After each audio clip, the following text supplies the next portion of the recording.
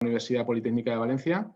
También pues agradecer a todas las personas que asisten en directo y bueno, pues la webinar se grabará y también se podrá ver en diferido. Y bueno, pues como hacemos siempre, pues por presentar un poco el entorno donde estamos, agradecemos pues a las personas que hacen posible la organización del máster, a José Gómez, Carlos García, Adrián Minton, María Iribarren, Pepe Jabaloyes y por supuesto al director de la cátedra, César Iribarren, por el gran esfuerzo que lleva haciendo más de 15 años en el máster de gestión deportiva, en la cátedra del deporte y en la profesionalización del sector, ¿no? Como sabéis, la mayoría, pues la Cátedra del Deporte pues, continúa con la organización de las webinars dedicadas siempre a la profesionalización de la gestión deportiva. Los objetivos fundamentales son ser de utilidad para todas las personas que se dedican o se quieren dedicar a la gestión deportiva, apoyar y promover la promoción, ofrecer una visión global del entorno y promoción del deporte en general. Para ello, bueno, pues como se vienen anunciando desde hace ya meses, pues hemos tenido webinars desde innovación, eSports, igualdad, comunicación, avances médicos, emprendimiento, etcétera. Y hoy pues tenemos la suerte de contar con Juan de Dios Crespo, que bueno, pues nos va a hablar del COVID y sus consecuencias en el deporte. La crisis sanitaria que tenemos pues, nos obliga a realizar una reflexión de los cambios a los que nos debemos enfrentar para poder afrontar el presente y el futuro. Y bueno, pues este foro lo que pretende es tener una visión que ahora mismo pues, Juan de Dios nos dará un poco su perspectiva de cómo ve el sector deportivo a corto, a medio plazo, y bueno, posibles soluciones que puedan verse también en otros países, que puedan también ayudar a las personas que estamos aquí en España, ¿no? Bueno, pues por presentar a Juan de Dios Crespo, estudió Derecho en la Universidad de Valencia, comenzó su trayectoria en la Federación Valenciana de Fútbol Sala, fue vocal de su junta directiva y miembro del comité de competición, luego se especializó en Derecho Deportivo. Después se convirtió en juez único de competición de la Comunidad Valenciana y desde entonces, bueno, pues su especialización se ha ido acrecentando y gracias a su bagaje internacional y al conocimiento de idiomas, pues su trabajo se fue desarrollando principalmente en la litigación internacional con procedimientos en UEFA, FIFA, BAT y el TAS, así como el asesoramiento el asesoramiento de deportistas y federaciones y clubes. Ha intervenido en más de 400 casos del TAS. Asimismo, es también árbitro de la Cámara de Comercio de Valencia, de la ECA y de la Federación Europea de Balonmano y la Asociación Latinoamericana de Derecho Deportivo. Tiene múltiples diplomas en Derecho Internacional, Derecho Comunitario y Derecho del Deporte, un máster honoris causa en ISDE y un máster of Arts en la Universidad Rey Juan Carlos de Madrid con un trabajo de máster titulado El cine y los agentes deportivos. Ejerce como profesor en diferentes máster, ha escrito artículos sobre derecho deportivo en diferentes, pues en inglés, en español, en francés, en italiano, muchísimos idiomas. También ha publicado diversos libros y es un abogado también en asuntos de notable repercusión en el mundo del fútbol y otros. Y bueno, pues ha participado en casos pues como el de Messi ante la Comisión de Apelación de la FIFA, ha sido abogado de Zidane, de Mendieta, de Juan Pablo Sorín, muchísimos deportistas muy conocidos.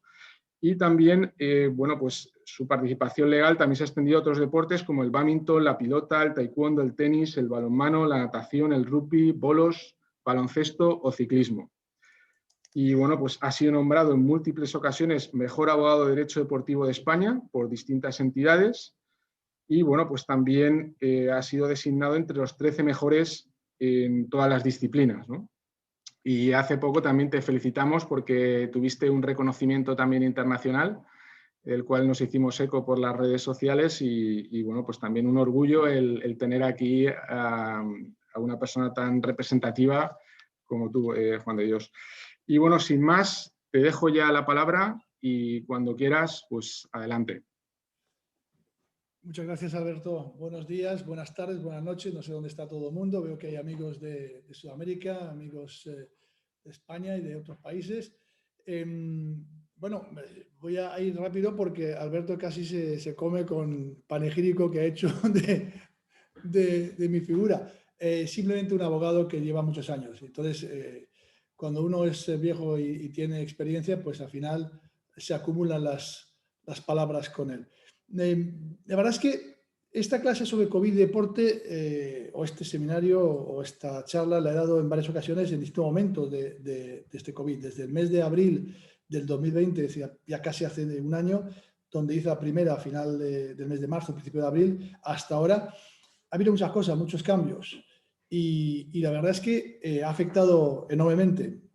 Para ver la importancia de esto, aunque volveremos después a la historia que hace un año ya lo que hizo FIFA y lo que han hecho otros organismos, para ver la importancia de esto, vamos a decir lo que ayer mismo ocurrió. Ayer mismo nos llamó a este despacho la ATP, la que lleva el Tour de tenis mundial, y tenía un problema. Dice, tenemos unas personas que están en Sudáfrica, jugadores españoles, franceses, de todas las nacionalidades, que querían hacer un torneo en España y que necesitaban saber hoy a las 12 del mediodía, máximo, es decir, apenas hace unas horas, si podían o no venir, qué pasaba con el COVID. Y bueno, hemos tenido que decir que desgraciadamente, según la reglamentación que tenemos ahora mismo y según las leyes, los decretos que se han producido recientemente, pues ninguno de los que estaban ahí podían venir con tiempo suficiente para poder jugar enseguida, a no ser que hubiera una, digamos, dispensa por parte del Consejo Superior de Deportes, que es el que domina esa situación, y que tendrían que hablar con el Consejo Superior de Deportes de manera directa. Es decir, que vemos que cosas que absolutamente de día a día, es decir, cómo funcionamos día a día. Y ayer mismo estaba yo hablando con una persona de la Liga de Fútbol Profesional Española y me decían que se habían gastado 40 millones de euros en apenas 10 meses, no, menos incluso, porque estamos hablando de que la Liga se paró en el mes de marzo y que empezó de nuevo en el mes final de junio, principio de abril, principio de julio del año pasado. Por lo tanto, desde el mes de julio del año pasado hasta ahora han pasado solamente 7 meses y medio. En 7 meses y medio se han gastado 40 millones de euros en asuntos relacionados con el COVID, es decir, en pruebas, en controles, etc. Es tanto además lo que ha ocurrido que la Liga, en vez de hacer ya los PCR o los antígenos a través de nariz, hace antígenos con saliva, porque los jugadores y todo el mundo, cuando se hacen 4 o 5 por semana, pues estaban desesperados. La nariz ya prácticamente no podía ni resistir. Así que hay temas incluso fisiológicos, naturales. Y oiga, todos los días me va a poner usted en la nariz 2 veces, pues es terrible. Entonces, hasta eso han tenido que cambiar. Por lo que veis, o lo podéis ver, esto es el día a día. El tema de ATP, de tenis, que no van a poder viajar a no ser que le den una dispensa. El tema físico de los deportistas, de los futbolistas, y el tema económico. Porque para que un deporte pueda funcionar durante el COVID, tiene que poner dinero, está claro. O bien una burbuja, como ha ocurrido en el baloncesto, burbuja que ha ocurrido para la final de los playoffs españoles este año pasado, para la Copa de hace apenas una semana. Es decir, o se pone dinero o el deporte profesional se va al carajo, como decimos de manera natural. El deporte aficionado está sufriendo mucho más las consecuencias. El deporte aficionado no en el sentido de ir por la calle a correr, no, el aficionado de pues, los jóvenes que hacen deporte federado están en una situación de, pues, yo diría, de indigencia deportiva. No pueden practicar deporte prácticamente en ninguna de las regiones de España y en ninguno de los países de nuestro entorno. Entonces, el deporte que se salva es el profesional porque hay dinero. Burbuja en la NBA, burbuja en el baloncesto español, burbuja en Lisboa para la final de Champions League, y ahora mismo se están pensando en la Copa de Naciones, la Copa de Europa de Naciones, si se va a hacer en 12 países, 12 ciudades distintas como se había tenido en mente el año pasado, y si este año en junio se hará, o se va a hacer solamente en una o 2 ciudades, una especie de burbuja de Lisboa otra vez. De hecho, incluso ayer mismo el Estado de Israel se ha ofrecido para que se puedan hacer tanto las competiciones de la Champions League y la Europa League, como también la Copa de Europa de Naciones. ¿Y por qué? Hombre, por dos motivos. Uno, político, obviamente, oiga, aquí estamos, nos ofrecemos. Y segundo, tema sanitario. Han ya vacunado, al parecer, al 40% o 45% de la población. Y entonces, pues incluso tengo, no digo amigos, pero bueno, tengo conocidos que quieren irse a vacunarse pues allí, o vacunarse en Abu Dhabi o en Dubái, donde las vacunas están en el mercado. Es decir, uno llega a un hospital y tiene las 6 o 7 vacunas posibles. Me imagino que el coste será importante, aparte de tener que viajar. Esto ha producido un nerviosismo en el mundo del deporte que aún no ha acabado. O sea, no ha acabado y va a tener consecuencias todavía futuras, económicas, muchísimas. Vamos a hacer un pequeño panegírico de lo que son los distintos aspectos que ha habido. Primero, el aspecto competicional, la competición. Se han parado las competiciones, en algunos casos se ha acabado la competición del año pasado sin continuar, en algunos se ha acabado y se ha reanudado posteriormente. Y este año, con trancas y barrancas, con algunos partidos anulados, con algunos partidos se cambian de lugar, como veremos ahora, están funcionando. Los partidos las competiciones que se han vuelto a poner en marcha, pues han tenido problemas económicos, obviamente, pero no tantas como las que no han podido continuar. De hecho, en Francia, en la Liga Francesa, que fue de fútbol, que fue una de las que, junto creo que con Argentina, con Holanda y con Bélgica, de las importantes, digamos, paralizó y acabó. Pues los pleitos que hay en marcha ahora mismo son contra la Liga Francesa de Fútbol, contra la Federación Francesa de Fútbol, por parte de al menos un equipo, el Lyon, que pudo acudir a la Champions League del año 2021, que es el que estamos ahora mismo, y no la han dejado acudir porque se acabó la competición justo cuando estaba en posición de no acudir, pero con posibilidades de que quedaban todavía bastantes partidos, creo que 13 partidos para llegar. Estos pleitos que están ahí en marcha, pues son pleitos que veremos cuáles son los resultados.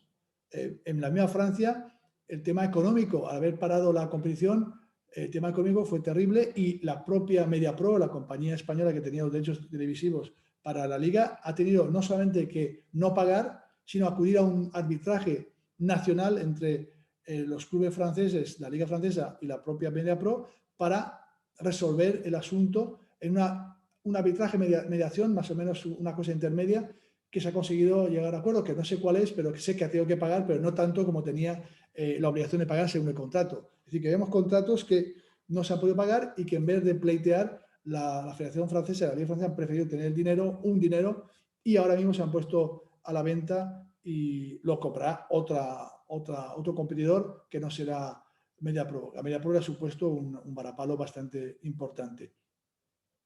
Por tanto, competiciones que se acabaron y se terminaron con procedimientos futuros y actuales incluso que van a determinar si ha de pagarse daños y perjuicios.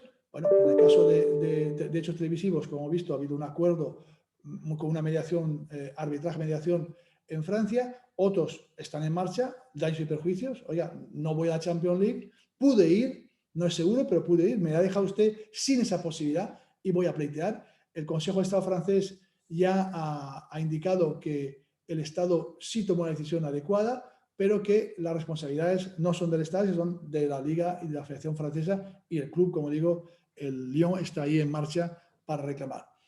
Voy con cierta rapidez porque tenemos 45 minutos y dejaremos 15 para las preguntas que Alberto va a tomar nota en el chat, o las que queráis hacer también de manera directa. Aunque seamos 82 personas, pues de manera directa podéis también apuntaros y levantar la mano, digamos, y preguntarme. Esto en cuanto a las competiciones, así a vuela pluma. Luego, los acuerdos entre equipos y deportistas. Bueno, ha habido acuerdos unilaterales que son tan prohibidos, salvo que la ley lo permita. Salvo que la ley lo permita. Y claro, ¿qué ley lo permite a priori? Pues ninguna. Habría que ver si por culpa o por causa de fuerza mayor, que eso es otro discurso distinto, es fuerza mayor el COVID o no. Para mí, a mi entender, no ha sido fuerza mayor, o no lo es desde el punto de vista ontológico, pero sin embargo algunos países lo han cogido, y algunos equipos, por ejemplo, un equipo turco, decidió, así unilateralmente, bajar el salario al 50%.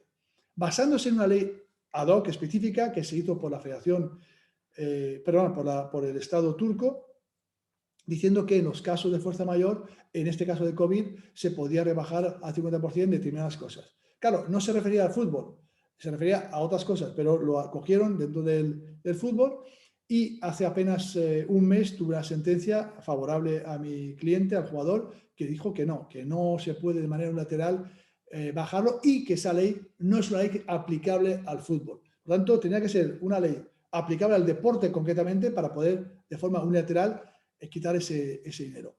En China se está ahora mismo intentando aplicar una ley para también rebajar tanto el fútbol como el baloncesto. En algunos países lo que se ha hecho es llegar a un acuerdo colectivo y en algunos otros se han hecho acuerdos individuales, es decir, entre club y deportista o entre el colectivo del equipo o entre individuos concretamente o, como digo, que se haya hecho a través de un convenio colectivo. Yo soy partidario más bien que se haga por convenio colectivo o un acuerdo específico que sea un anexo al convenio colectivo, porque es algo que no debería dejarse al albedrío de a uno sí, a otro no, a otro a lo mejor.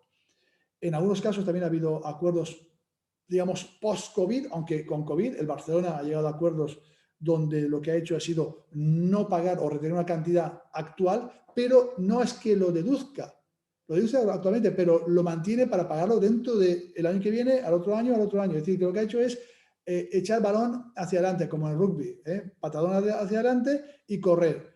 Bueno, como veo que hay alguien de rugby ahí, lo digo, y además que el rugby ha sido un deporte que he jugado, el primer deporte que jugué yo con 6 años, así que le tengo mucho cariño. Patadón hacia adelante para ver cuándo se pagará, y se pagará. Bueno, veremos lo que ocurre, porque si por ejemplo, no hay dinero suficiente para pagar, este acuerdo que se firma ahora no tiene sentido. Eso por un lado. Otro lado, ha habido acuerdos, ¿cómo diríamos?, de recorrido diverso. Si se para la competición, si se para y se reanuda, se para, se reanuda y hay espectadores, se para, se reanuda con la mitad, con todos los espectadores, con un porcentaje. En la UEFA, por ejemplo, las competiciones se pueden hacer, si el país lo permite, si el Estado permite, hacer hasta un 33% de espectadores. Bueno, pues no es lo mismo que estar a cero, porque aunque los derechos televisivos son los que más aportan a los clubes, por lo menos de las grandes ligas, lo que sí que hay también es que los clubes más pequeñitos tienen ese aporte vital, y por eso, por ejemplo, en Rusia están los espectadores pudiendo ir a un 33%, tanto en la Liga Nacional como las competiciones europeas, admitidas tanto a nivel nacional por el Estado ruso como por la UEFA en los asuntos de competiciones internacionales que hay. Acuerdos, como digo, de modificación de contratos, acuerdos de extensión de contratos, donde ha habido dos hechos. Uno, donde los clubes han admitido y los jugadores han admitido continuar más allá de acabar la competición, y ahí no ha habido problemas porque se ha admitido a 3 bandas, el nuevo club, el antiguo club, el jugador, me mantengo aquí.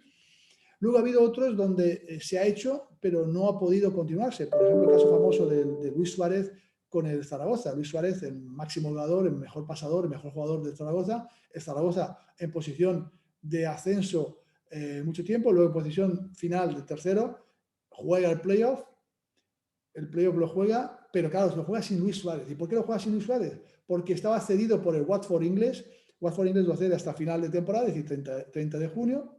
Bien, 30 de junio no acaba entonces el 4 de agosto, supuestamente. El Watford admite en ese acuerdo tripartito que he dicho que el jugador puede estar hasta el 4 de agosto, pero luego, por un problema de COVID, caso Fuenlabrada-Coruña o Coruña-Fuenlabrada, el partido que se suspende y que trastoca todo. Se toca todo a tal punto que cuando se le pide de nuevo que haga un esfuerzo el Watford y ceda al jugador, dice, no, tengo ya que obtenerlo, y de hecho lo ha obtenido y se lo ha cedido, vendido al Granada. Es decir, se quedó el Zaragoza sin ese jugador. ¿Qué ocurrió? Que Zaragoza, que tenía ese máximo goleador, marcó 0 goles en los 2 partidos que jugó contra el Elche. Partido de tercero contra sexto, por supuesto, con más, nuevamente, probabilidades que gane el tercero, que era Zaragoza, y marca 0 goles, 0-0, 0-1. Claro, cuando uno ve eso desde un punto de vista meramente subjetivo, me digo, está mal, pero subjetivamente, objetivamente incluso dice 19 goles ha marcado, ha pasado 15 veces y ahora 0 goles, algo huele mal, ¿no? Algo hay una ¿Una consecuencia de no haber jugado? Pues posiblemente la hay.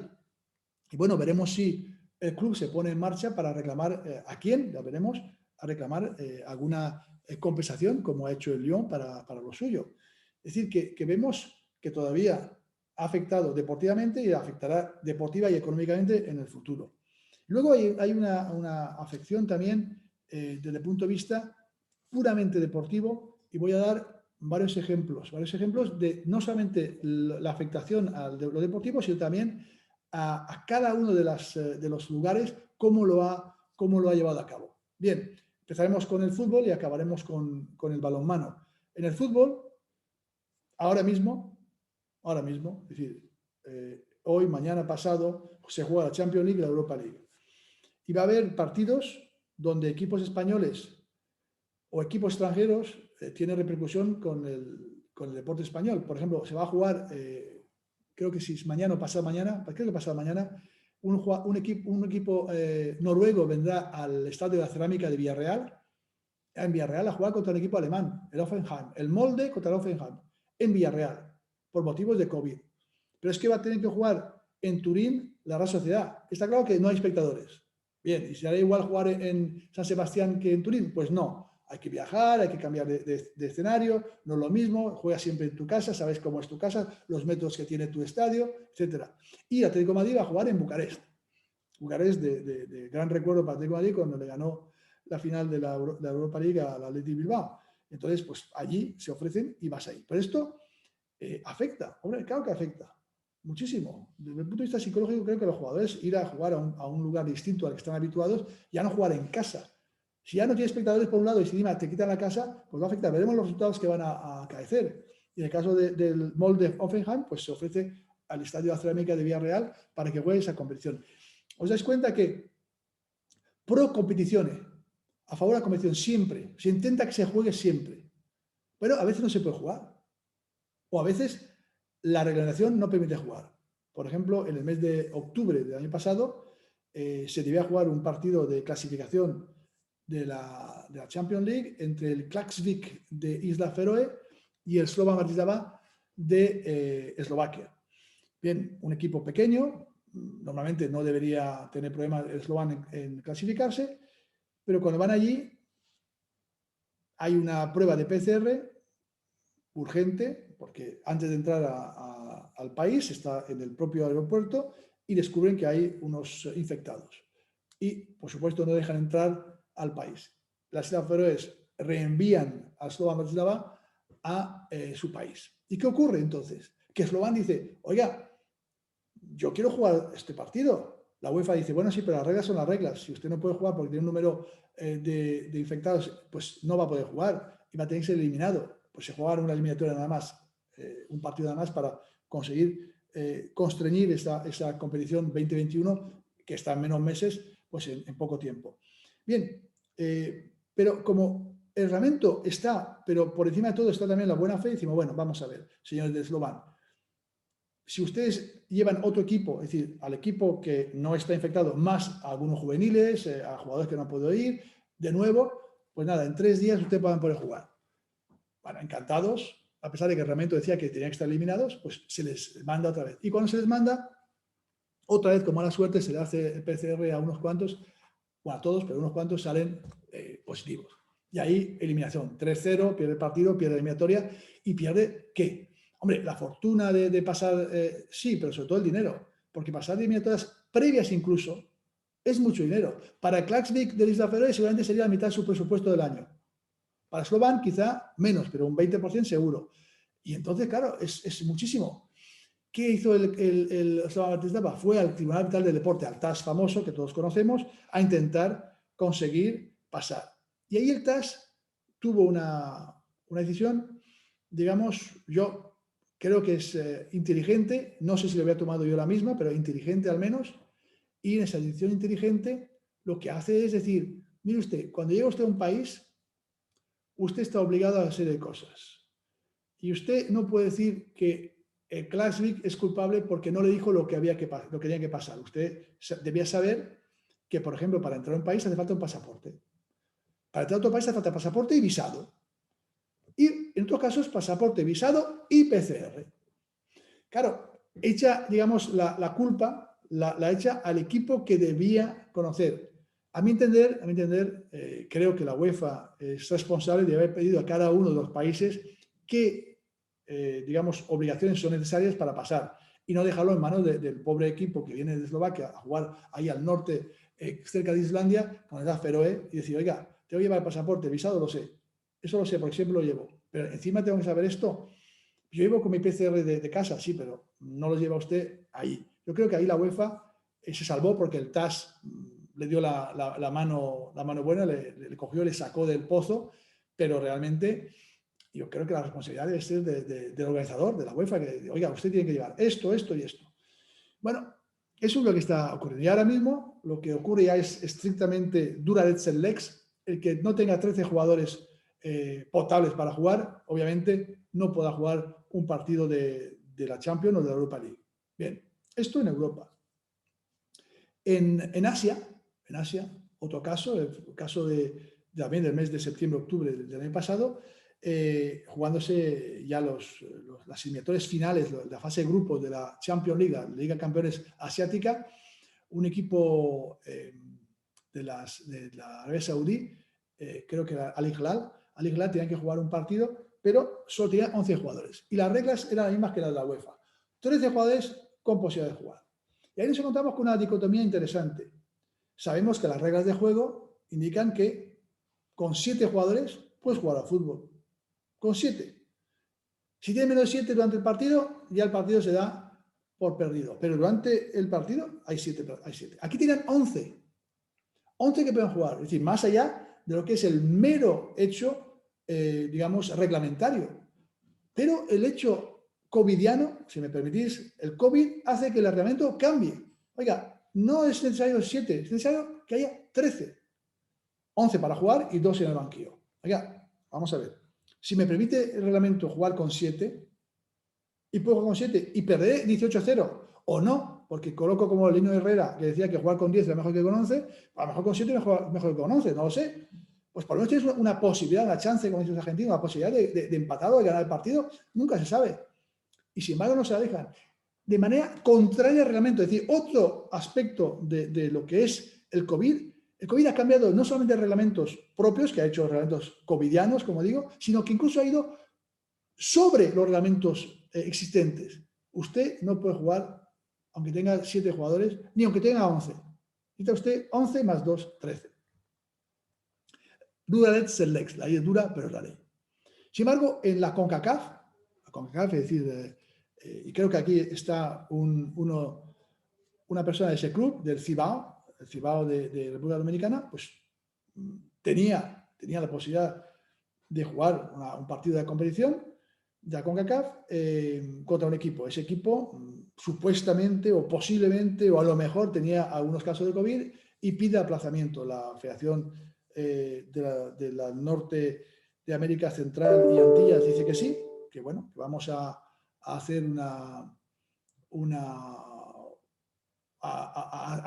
suspender el partido y a reprogramarlo para otro día. Y claro, ¿qué pone el reglamento? No pone tan como el reglamento FIFA, la UEFA o el reglamento de la AFC de Asiática. No dice que el partido será por perdido. Dice que se podrá poner de nuevo el partido en otro día y después, si no se acude, evidentemente podrá perderlo.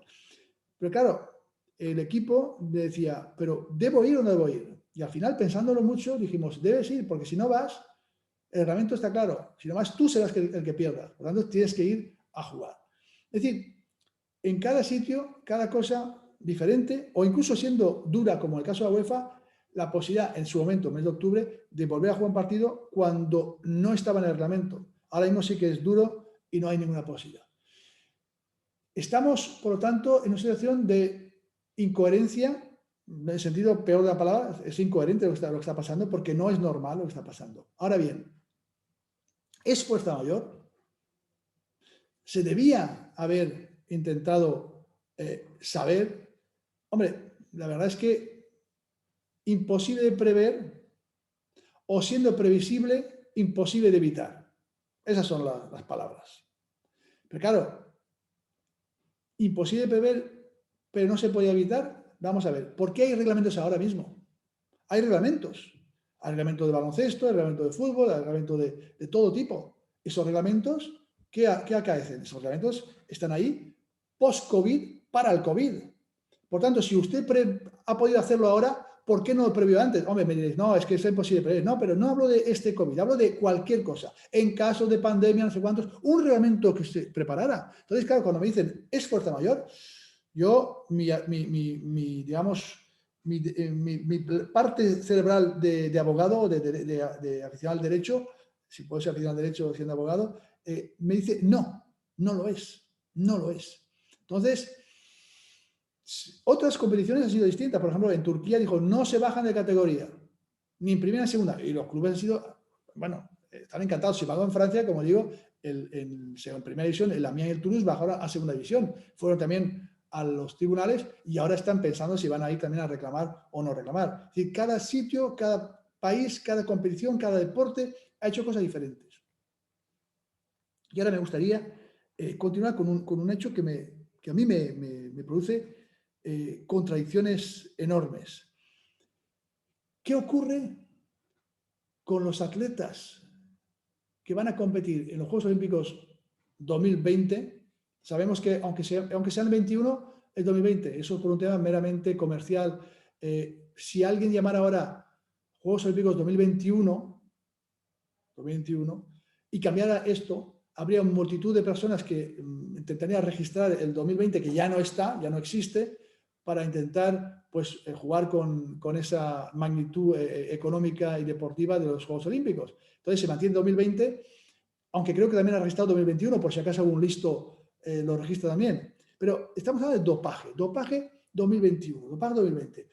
Un atleta, vamos a poner el ejemplo reciente del nadador Sun Yan, que fue condenado a 8 años por el Tribunal Arbitral del Deporte, por el TAS, y que sin embargo el Tribunal Federal Suizo, no hay lugar para dar clase ahora sobre eso, pero el Tribunal Federal Suizo es el tribunal que juzga los casos donde ha habido indefensión, ultrapetita, una serie de cosas que pueden ir contra el derecho de la parte y que anula un laudo del TAS. En ese caso lo ha anulado por unos tweets racistas del presidente de la formación. Franco Frattini, el ex ministro de Asuntos Exteriores, por tanto diplomático, fue poco diplomático y en sus tweets hablaba, es un hombre que le gustan mucho los animales y tiene pues su defensa de los animales, pero cuando vio que le pegaban un animal a un perro, un señor chino, le dijo, estos malditos bastardos chinos, ¿no? Bueno, no chinos, no, amarillos. Those yellow bastards. Claro, esto pues al TAS le pareció bien, no pasa nada, pero el Tribunal Federal Suizo dijo no. Entonces, ese señor, que está condenado a 8 años, o no solo él, sino cualquiera que hubiera acabado su sentencia, su sanción, el día 31 de diciembre de 2020, por ejemplo, que no podía haber competido en Tokio 2020, ahora va a poder competir en Tokio 2021. Claro, muchas sentencias, muchas decisiones se han tomado justamente y se toman a veces para las grandes competiciones. Oiga, pues mire, vamos a poner 2 años para que usted no pueda llegar ahí. O 1 año y medio para que no pueda llegar ahí. Si hubiera sabido que era 2021 Tokio, pues hubiera puesto más años. A lo mejor. Entonces, les iba a dar la gran dicotomía de que atletas que no iban a poder competir, van a poder competir. Y otros, sin embargo, como el mejor corredor de 100 metros lisos, un joven americano, que dicen que será el que cambie el mundo del 100 metros después de Usain Bolt, pues que iba a ser prácticamente campeón, o podía ser campeón en el 2020, ahora está sufriendo una posibilidad de ser sancionado y no poder competir en el 2021. No por dopaje en sí, sino por no haber acudido a determinados... sabemos que hay que ir siempre, lo que se llama los whereabouts, hay que decir dónde estás y hay que dejar que vayan a ver y por lo menos saber que estás ahí para hacerte la prueba o no hacértela, pero por lo menos saber dónde estás. Bueno, vamos a ver entonces, y ya está habiendo voces diciendo, oiga, los dopados podrán competir cuando no debía haberlo hecho. Y yo que iba a ser seguro campeón, ahora voy a ser tercero, cuarto o quinto. Claro, hay competiciones, hay cosas que van a poder competir. Y está todo el mundo esperando a ver qué ocurre con este hombre, porque este hombre, Sun Yan, campeón olímpico, campeón del mundo, tiene un procedimiento del TAS nuevo ahora, nuevo, con otros árbitros del TAS. y la WADA, la Agencia Mundial Antidopaje, está intentando ir cada vez más deprisa para que haya una decisión antes de los Juegos Olímpicos, y él está retrasando un poquito para ver si lo hace después. Porque supongamos que él continúa y o va a los Juegos Olímpicos, es campeón.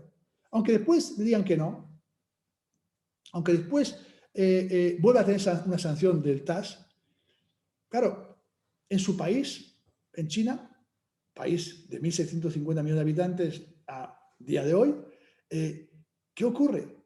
Pues que es un héroe y que los sponsors no lo van a dejar. Y si es campeón olímpico, le van a apoyar, aunque después sea condenado y le retire el título, pero ese ya... Entonces hay un montón de dinero, por supuesto el orgullo deportivo, pero un montón de dinero también que está ahí pendiente.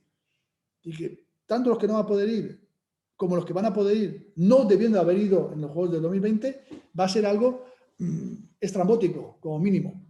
Y esto es algo que yo quería comentar. Y luego ha habido un caso del que no puedo hablar, pero varios casos de balonmano, donde las competiciones de balonmano europeas han también impedido que se juegue partidos, se han eliminado equipos, etc. Es decir, que todo esta intríngulis que ha hecho que se cambie el mundo del deporte profesional, mucho pero menos, el amateur, el aficionado, muchísimo más, es el que sufre más, a mi interés es el que sufre más, nos da ahora a que pensar cosas. Por ejemplo, los contratos nuevos que están haciendo de deportistas profesionales, baloncesto, balonmano, fútbol, que son los que más llevo. Pues mire usted, vamos a poner una cláusula covidiana.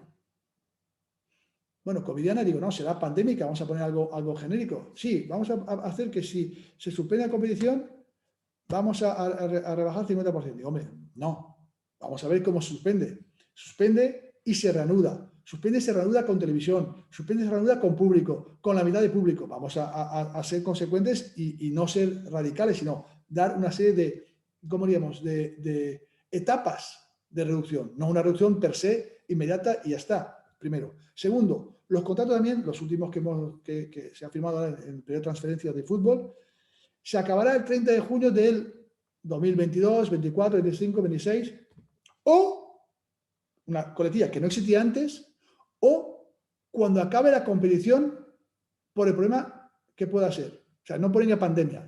Oiga, si acaba más tarde, acaba más tarde. Pero claro, desde el punto de vista de derecho laboral, primero, en España, por ejemplo, y también en la FIFA y también en la FIBA, el contrato debe ser de comienzo y de final. El 1 de julio, el 30 de junio, de tal fecha. Eso es impepinable. O si es menos tiempo, menos tiempo. Pues mire usted, es un periodo de prueba entre el 1 de julio y el 31 de julio. Bueno, lo que sea. Comienzo y final. En derecho español y en muchos derechos, y desde luego también en FIFA y en FIBA. Un comienzo y un final estricto. Ahora se deja al libre albedrío. Habrá que ver desde el punto de vista laboral si esto va a valer. Oiga, mire usted, cuando sea, y cuando sea, ¿cuándo será? ¿Y si yo acabo el contrato el 30 de junio, no hay pandemia todavía, ni hay ninguna cosa que va a eliminar, y yo el día 1 de julio, que tengo derecho, 1 de enero que tengo derecho a firmar, firmo un contrato con un nuevo club que me triplica el sueldo, y resulta que la pandemia está, o el momento, o el elemento está solo en ese país, y nosotros, por ejemplo, está en España, pero no está en China, y yo tengo que irme a China a ganar 3 veces más, y usted me va a extender el contrato. No hay fecha de finalización. Y el derecho de Real Decreto Ley 1006, el español, dice fecha de finalización. Entonces, no solamente ha habido, hay, y aunque se intente, ¿cómo diríamos?, moldear, manejar, procurar que no haya problemas, los abogados somos así, lo sabrá. Aunque queramos intentar que todo se pronuncie y que todas las cosas estén ahí bien indicaditas, va a haber problemas en las competiciones, en los contratos laborales. Yo no veo que se pueda obligar, y tendrá que haber un acuerdo entre el equipo nuevo, el equipo antiguo y el jugador, como ha habido en el mes de julio pasado. Pero si te triplican el sueldo y solo hay pandemia o solo hay ese problema, porque claro, la pandemia es mundial esta, pero hay momentos en que solamente es un sitio, por ejemplo, un terremoto, y entonces el terremoto no se puede jugar. Hay que intentar poner esto dentro de un mes. Sí, pero yo es que ya tengo un contrato firmado, me tengo que ir. ¿Me paga usted los 2 o 3 meses que voy a perder al triple de sueldo? No, no se lo pago. Yo tengo un contrato ya firmado con usted que solamente se va a ampliar. Bueno, como hay que firmarlo, se firma. Pero sabemos todos los abogados que, aunque se firme un contrato, si es nula una cláusula, es nula. Es decir, yo puedo firmar un contrato de asesinato, por ejemplo, y fulano tal se va a asesinar a fulano tal y se cobra tanto. Es un contrato, objeto, cantidad, dos partes, ya, pero es que matar es ilegal. No, es que es un tema penal. Bueno, pues aquí lo mismo, no digo, estoy exagerando obviamente, pero aquí esa posibilidad de que se extienda per se, nada más y porque sí, cuando a lo mejor no es ni tan siquiera ocurrirá ni siquiera en un sitio o en otro. Por ejemplo, hay países que continúan. Bielorrusia continúa. Imaginemos un jugador de segunda división B español que le ficha en la primera división de Bielorrusia. Oiga, y aquí cobra 6.000 euros al mes, o no, menos, 4.000 euros al mes, y ahí cobra 14.000 euros al mes. Aunque pongan en su contrato que se extenderá la competición hasta donde se tenga que extender, bueno, ya veremos.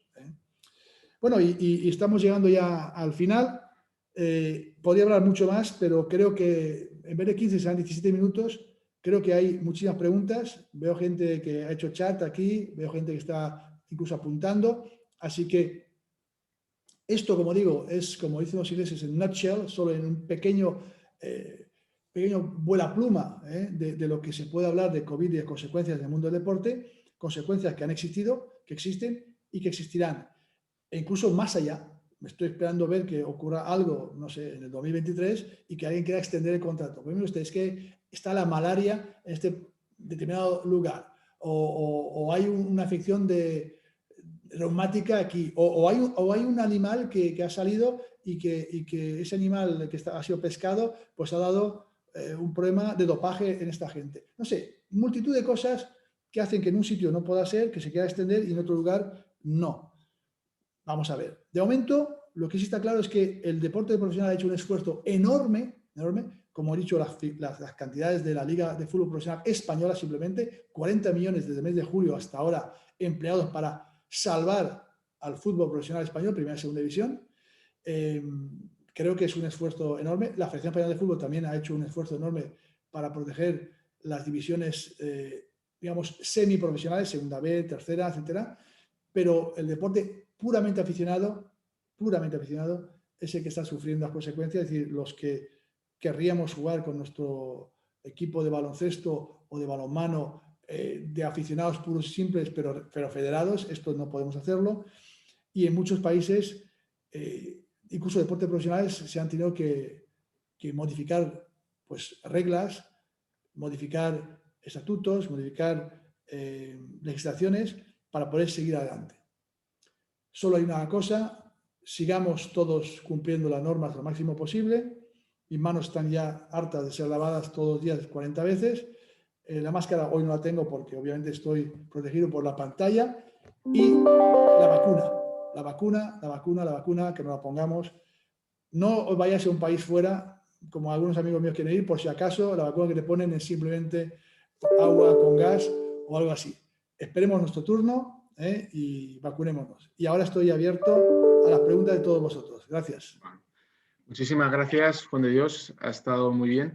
Voy rápido porque efectivamente hay varias preguntas. Voy a ir leyendo las preguntas que están redactadas en el chat. Sí que pediría que, bueno, vamos a intentar hacerlas de forma rápida porque hay muchas. Juan de Dios, te voy rápidamente comentando. La primera, de Esteban Carbonell.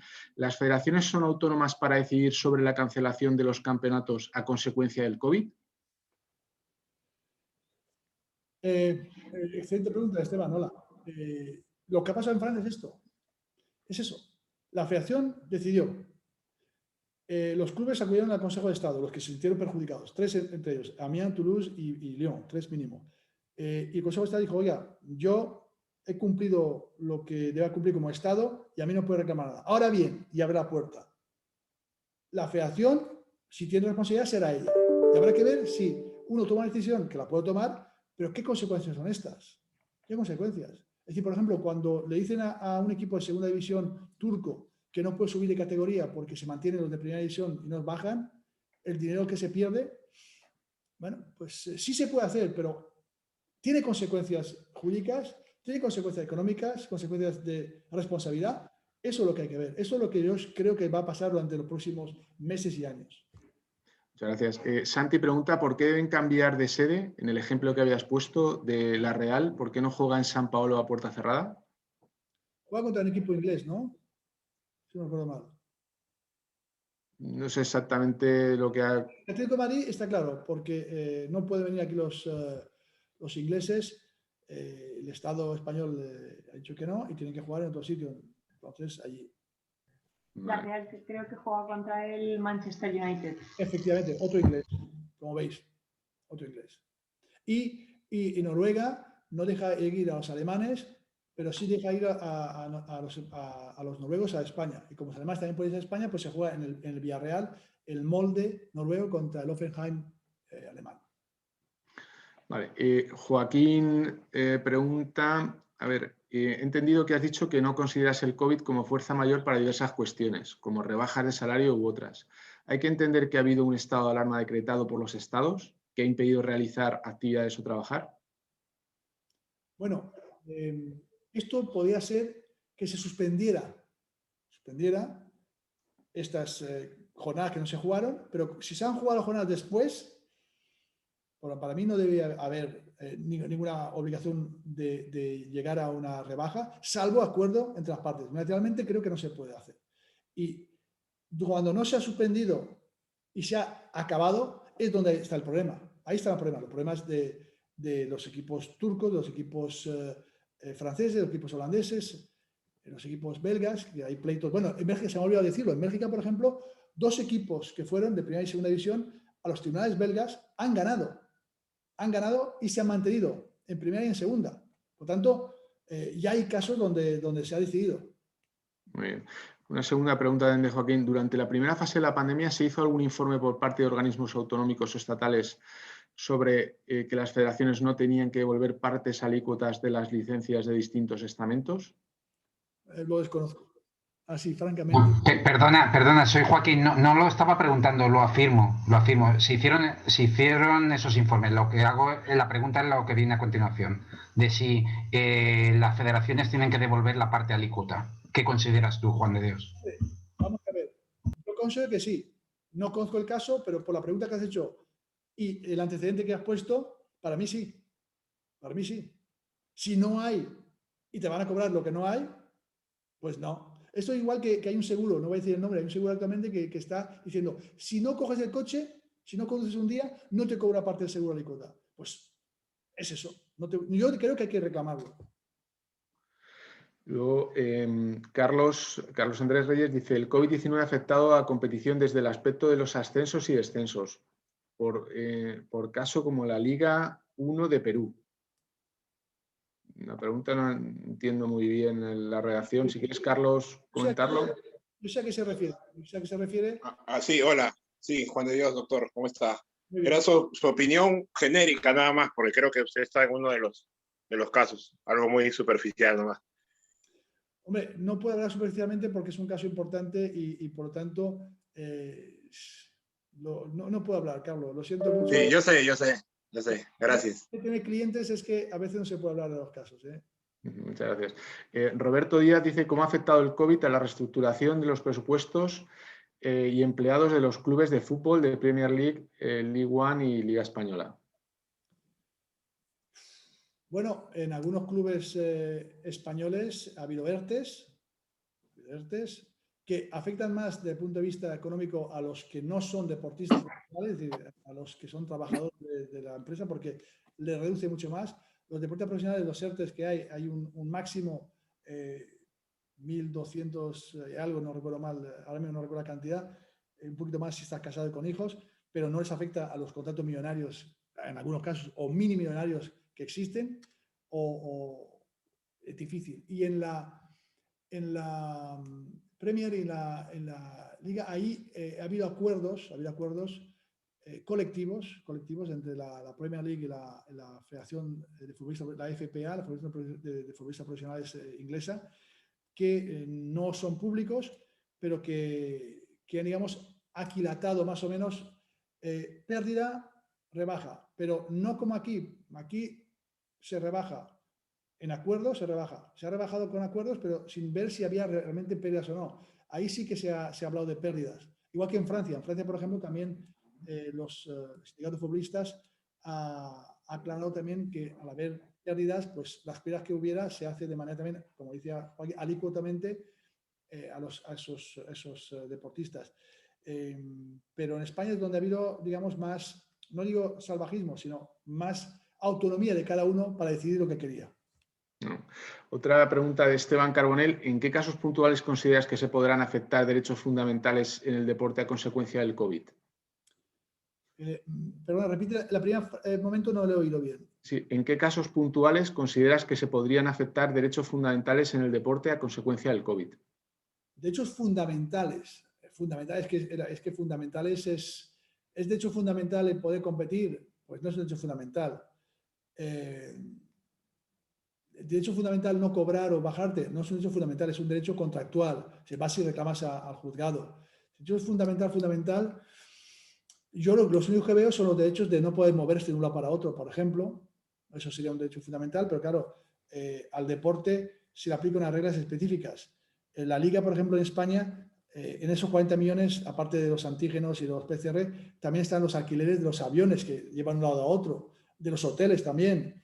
Entonces, derecho fundamental sería solamente eso, la imposibilidad de poder moverse o la imposibilidad de ejercer su profesión. Pero cuando hay un estado de alarma, la profesión no se ejerce no solamente de algunos profesionales, sino tampoco se ejerce por parte de gente pues, que no tienen trabajos esenciales.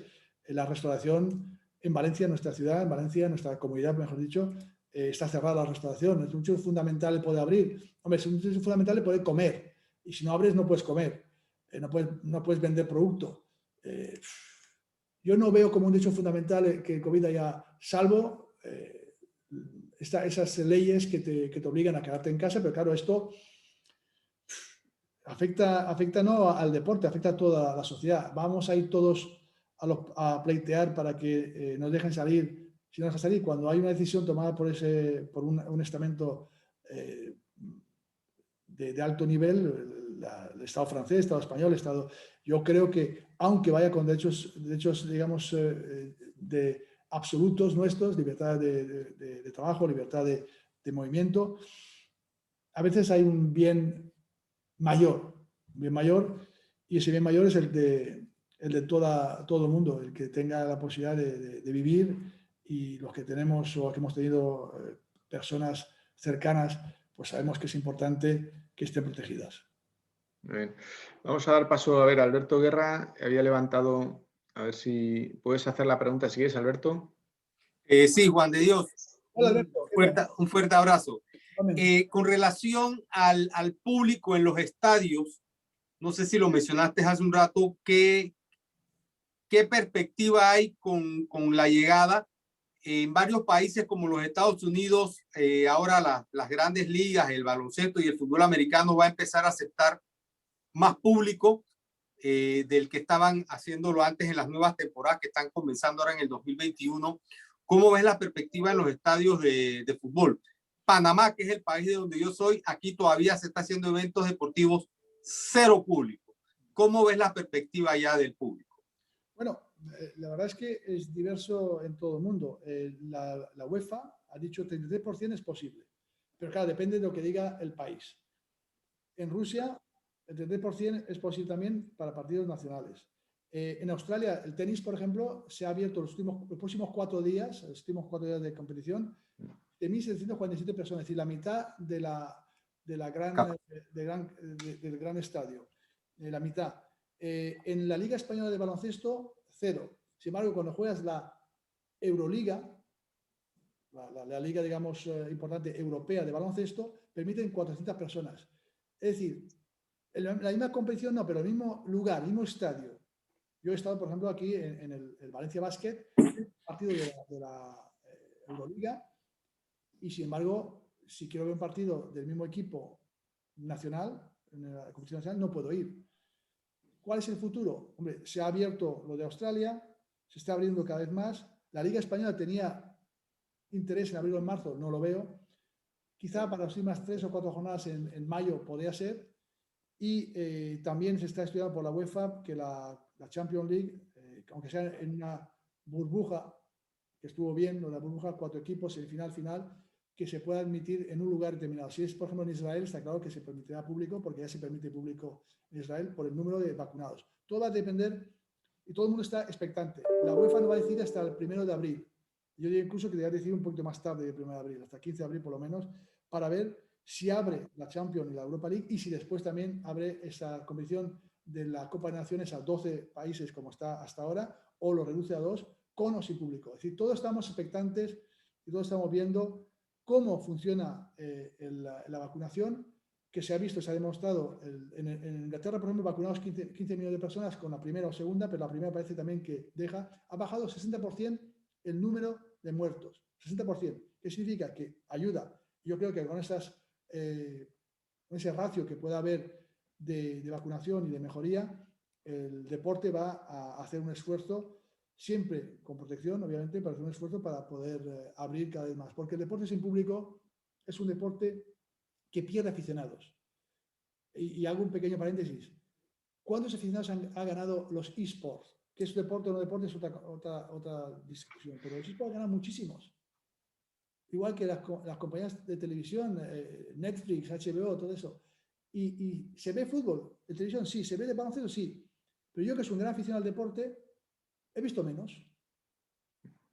Porque a mí lo que me gusta es ir al estadio. Entonces, yo creo que se debe intentar, con las medidas y con las vacunas, con la cautela, y lo antes posible, porque si no, se nos comerán. Otras cosas se nos comerán. Otros momentos de ocio, otras posibilidades de ocio se nos comerán. Estuve viendo un partido de boxeo el mes de septiembre pasado en París. 5.000 personas en un estadio de 20.000. 5.000. Bueno, yo salí ileso y todos mis acompañantes y no hemos tenido un problema porque estábamos todos a distancia, con la máscara. Los únicos que no tienen máscara eran los boxeadores, nada más. El resto todos, 5.000 personas. Sin embargo, Francia, al día siguiente, el 26 de septiembre, prohibió todas competiciones con público. A pesar de que el día anterior ha habido, y que no se ha visto, yo no he sabido que ninguno de los 5.000 haya caído, o ninguno de los que yo conocía, de los 300 400, ha caído. Yo creo que también hay una ultraprotección, que no lo veo mal o bien, hay ultraprotección y es necesario bajar el listón un poquito, cuanto más vacunas mejor, pero también si pones a una persona a 3 metros y pones un estadio como el de Valencia, que somos 55.000 personas, pones 5.000 separados, mucho mejor que ir a un mercado o a un gran almacén, que estamos mucho más cercanos, creo yo. Muchas gracias, Juan Dios. Bueno, te voy a seguir haciendo alguna pregunta hasta que nos digas que puedes, que sé que ibas... -2, pero tengo hasta 6 y 5, ¿Sí? 7 minutos más. Vale, pues perfecto, gracias, Juan Dios. Mira, Abraham pregunta, en cuestión de contratos, ¿crees que se firmen contratos a futuro? ¿Precios después de la pandemia como pasa en mercados financieros o subyacentes? ¿Cómo? ¿Mercados financieros? Sí. ¿Crees que si se pueden firmar contratos a futuro? Hombre, se puede firmar contratos no a futuro, sino contratos con condiciones futuras. Sí, por ejemplo, usted va a cobrar tanto ahora, porque estamos en periodo de pandemia. Pero si hay público la temporada que viene, cobra usted 20% más. Sí, claro. Considerando que no es un mercado a futuro, sino considerando condiciones futuras post-COVID, por supuesto. Ahora usted es tanto porque nuestros ingresos de televisión son menores, los ingresos de espectadores son nulos, los aficionados que vienen nulo también. Vamos a hacer que usted ahora cobre menos, que es lo mismo al revés de lo que pasó el año pasado. El año pasado era, te rebajo el salario. Aquí será, te doy ese salario y te lo subiré cuando no haya pandemia. Sí, puede ser. Vale. Iván Beltrán pregunta, buenas tardes, este año la mayoría de las federaciones españolas han programado unas competiciones con más descenso de lo normal debido a la manga ancha que hicieron el año pasado y permitiendo ascensos y no descensos. Como bien ha dicho, incluso la Liga este año le ha implicado un gasto enorme por la situación del COVID. A los clubes de todos los deportes también les supone un coste extra enorme y grandes trastornos organizativos y deportivos que le pueden causar el descenso fácil por ese número extendido de pérdida de plaza.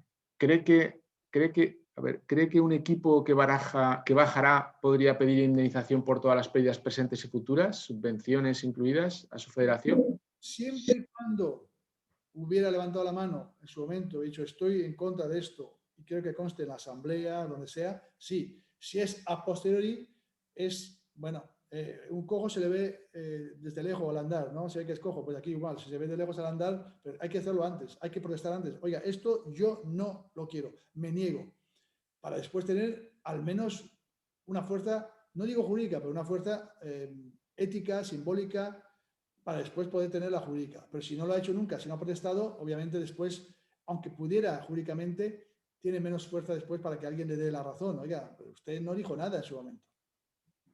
Gracias. Otra pregunta. Hola, Juan de Dios. En caso de que un equipo se encuentre con un jugador infectado el mismo día del partido y el día de antes habían entrenado, ¿se puede este equipo negar a jugar el partido aunque no tengan aún las pruebas hechas? Eso decidirá la Liga. Decidirá la Liga. Por ejemplo, cuando se fue el Fuenlabrada a Coruña, el mismo día que se fue, pruebas, negativas todas. Y cuando llegan ahí se hacen nuevas y positivas 7, 8, después ya hasta 18.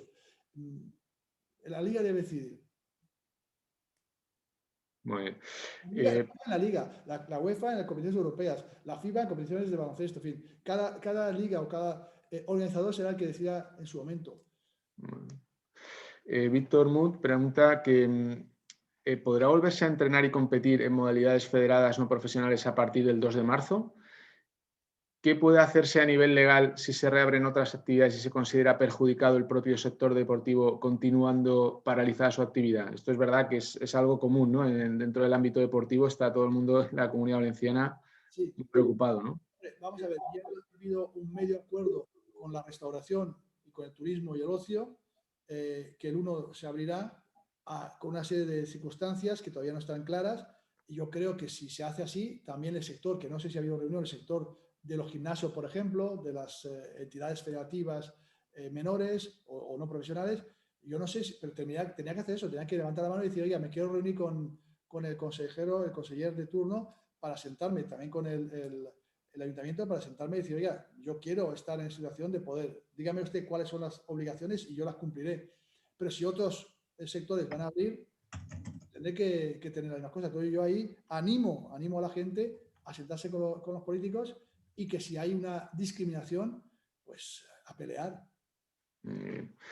Jorge Martínez pregunta que ahora mismo la Comunidad Valenciana las instalaciones deportivas están cerradas. Centrando en las piscinas, si cierras estas instalaciones, la natación amateur y profesional se ve muy afectada. Clubes de natación y empresas de gestión de instalaciones pretenden llevar a juicio, o sea, la administración pública a juicio. ¿Qué opinas al respecto? ¿Priorizar salud a actividad física? ¿La actividad física es salud? Es que no es cuestión de priorizar, es cuestión de reglamentar. Por ejemplo, en Madrid, hace nada, unos días estuve dando clase en un máster y me preguntaban, y yo preguntaba, ¿cómo es Madrid? En Madrid las piscinas están abiertas, pero con unos turnos, con unas separaciones, y digo, oiga, si hay 8, pues van a poder nadar 4 nada más en las 8 líneas ahí. Si ese horario, pues de 7 a 10, 1. Pues como se ha ido a votar a Cataluña, pues los que no sé cuánto votarán ahora, los de qué a otra hora. Esto es cuestión simplemente de regular. A mí tengo una teoría que es la de mayo 68, prohibir o prohibir. Prohibir, prohibir. No se puede prohibir, hay que reglamentar. Y a veces lo que se hace es reglamentar prohibiendo simplemente. Y no es eso reglamentar. Reglamentar es sentarse y ver pros y contras. Pues mire usted, hay 50.000 niños que quieren hacer deporte en la Comunidad Valenciana. Una natación, otro rugby. Queremos la posibilidad de que se pueda competir. ¿Cómo? En natación, está claro, no hay contacto. En otros deportes, si hay contacto, vamos a ver cómo se puede minimizar el contacto. Tener el campo para determinadas horas, para otras horas. Yo creo que sentándose, pasa que muchas veces sentarse es peleagudo porque los políticos no quieren sentarse. Acabo de leer ahora mismo que hoy se ha anulado la reunión que tenían con el deporte valenciano. No quiere sentarse, porque claro, para sentarse hay que saber qué se debe hacer y hacer como toda negociación. Uno pierde un poco, otro pierde un poquito. Si todo es que yo pierda mucho y yo la salud nada más, no. La salud está ahí, pero hay métodos para... Bueno, vamos a ver, se está viendo en otros países donde se hace deporte de manera razonada y razonable. No todo el mundo a lo loco, como la película con falas a lo loco, no, pero sí con control. Entonces, sentémonos, ahora, por lo que he visto ahora en la pregunta o en la indicación que se ha dado hoy, mal vamos. Bueno, ¿y qué opinas? ¿Qué ejemplo de país que tú conozcas pondrías como modelo en esa reglamentación que comentas? Modelo, complicado decir un modelo, pero Australia está siendo modélica, Nueva Zelanda también, pero es complicado. Yo, la verdad, no quiero decir que uno hace bien o otro mal, porque si no, me voy a poner en una berenjenal, me voy a meter un berenjenal que me van a después mandar emails todos los políticos. No, no puede ser. Y la última pregunta, lo siento. Claro, perfecto. La última pregunta la hace David. ¿Quién decide que el Molde y el Hoffenheim se juegue en Villarreal? ¿El propio club, la UEFA? ¿Quién? No, vamos a ver. El club que debe recibir dice por qué no puede recibir. Mira, no puede por este motivo. El Estado español no me permite, el Estado noruego no me permite, pero hay que jugar. Pues bueno, pues entonces se anula el lugar y se hace otro lugar distinto que ustedes, y ahí sí que propone el club receptor. Propone con dos condiciones. Uno, que no esté prohibido también que el otro club vaya a esa ciudad. Por ejemplo, los ingleses, si estuviera prohibido que los ingleses viajaran a Italia o a Rumanía, no podía ser, entonces tiene que haber ese sector. Y segundo, que haya condiciones de estadio suficiente para poder jugar, que la UEFA haya admitido al estadio como estadio, porque no se puede jugar en el Río, por ejemplo, el Villarreal o el Valencia, no pueden dejar el Río. Vamos a jugar en el Río de Valencia, no. Dejar un estadio con las condiciones mínimas establecidas por el reglamento de competiciones de la UEFA. Perfecto, pues muchísimas gracias, Juan de Dios. La verdad es que ha sido un placer el poder escucharte. Siento mucho no poder contar más, pero ya me están... no, de más has hecho. La verdad es que te has sometido a un interrogatorio aquí importante. Y bueno, pues agradecerte a ti y a todos los asistentes el rato tan agradable que hemos pasado pues hablando de deporte, que también al final es el vínculo común que nos une a todos. Y bueno, pues sin más, también informar a todos, estaba poniendo aquí, compartiendo para las próximas webinars que vamos a celebrar, en la cual pues tendremos... bueno, muchísimas gracias, Juan de Dios. Perdonar. Y muchísimas gracias. Y bueno, pues simplemente terminar despidiendo e informando que la próxima será la semana que viene con Luis Cervera y que bueno, pues nos hablará del plan director de infraestructuras del Estadio de Ciudad de Valencia, que también bueno, pues es una webinar muy interesante. Lo dicho, muchísimas gracias a todos y nos vemos en la siguiente. Las preguntas que no han sido respondidas las anotaremos ahora y se las haremos llegar a Juan de Dios para que os pueda responder. ¿De acuerdo? Lo dicho, muchísimas gracias por vuestra asistencia.